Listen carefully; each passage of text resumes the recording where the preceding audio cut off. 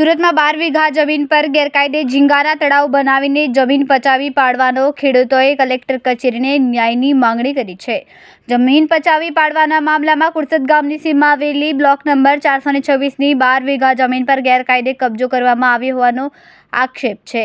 ગેરકાયદેસર ઝીંગાના તળાવ ભોગ બનાવનાર પરેશભાઈ યાદવના જણાવ્યા મુજબ તેમની માતા ધનુબેન અને ગંગાબેનની માલિકીની જમીન પર હિરેન સુરતી નામના શખ્સે ગેરકાયદેસર રીતે ઝીંગાના તળાવ બનાવી દીધા. જાનથી મારી નાખવાની ધમકી. છેલ્લા 4-5 વર્ષથી આ જમીનનો ગેરકાયદેસર વપરાશ થઈ રહ્યો છે. ખેડૂત પરિવારે જ્યારે પોતાની જમીન માંગવા જાય છે ત્યારે તેને જાનથી મારી નાખવાની અને હાથ પગ તોડી નાખવાની ધમકી આપવામાં આવી.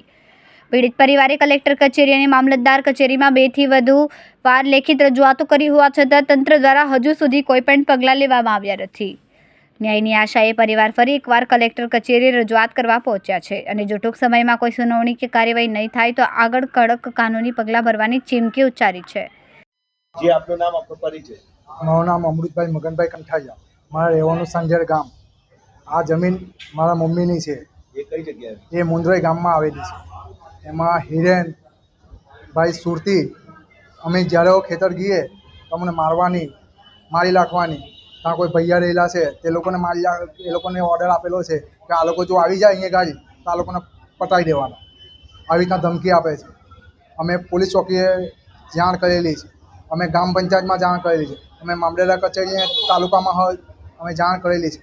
અહીંયા અમે 2 વાર આવીને ગયા છે. આજે બીજી વાર અમે આજે આવેલા છે કે અમારી સાહેબ અમારે જમીન અમારા હાથ પગને એ જમીન જ છે, બીજું અમારે કોઈ છે નથી, કોઈ બીજી જમીન જ નથી અમારી. કંઈ અમે એ આપી દેવું તો અમે ખેડૂત મટી જવું.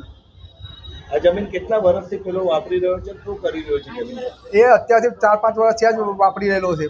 બાકી એ અત્યાર સુધી અમારું ખેડવાની જગ્યા હતી. મારી મમ્મી લોકો નાના હતા તે ખેતરમાં જુવાર બનાવતા હતા, એ બધું બનાવતા હતા. પણ ત્યાં અત્યાર પછી અમે મમ્મીની તબિયત બગડી જાય, મમ્મીના પગે સોજા છે, માસીના પગે સોજા છે, એ લોકોની ગાડી ઘસાઈ ગઈ એટલે એ લોકો વધારે જઈ શકતા નથી. આ જમીન પર શું કરે?